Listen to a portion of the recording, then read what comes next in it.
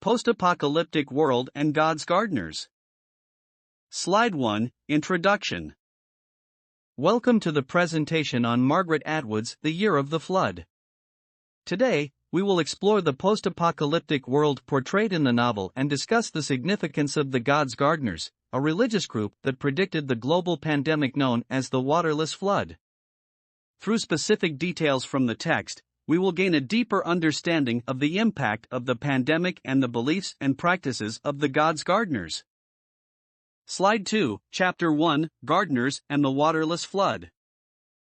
In Chapter 1, we are introduced to Toby, a member of the God's Gardeners, and we witness the aftermath of the waterless flood pandemic.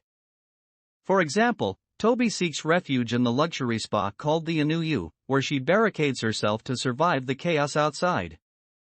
Through Toby's observations, we see the deserted streets, empty shops, and the absence of human life, painting a vivid picture of the post-apocalyptic world.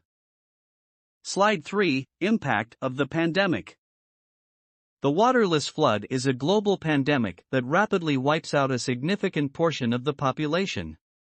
As we explore the text, we witness the collapse of social order, evidenced by the breakdown of law enforcement and the rise of criminal activities.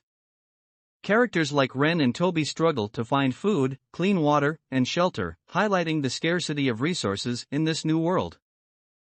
Slide 4, Beliefs and Practices of God's Gardeners. The God's Gardeners are a religious group who prophesied the waterless flood and sought to live in harmony with nature. Through their practices such as rooftop gardening, composting, and beekeeping, they aim to promote sustainable living.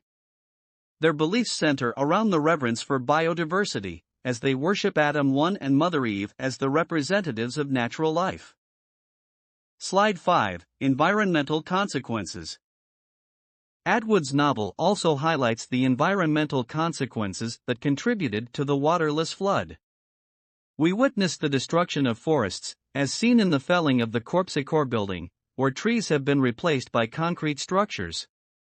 The text explores the pollution caused by corporations, depicted through descriptions of smog-filled skies and contaminated water sources. Slide 6, Conclusion.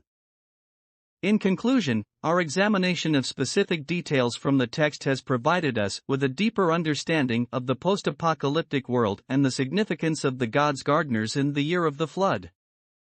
Atwood's novel prompts us to reflect on our own responsibilities towards the environment and the potential implications of neglecting its protection.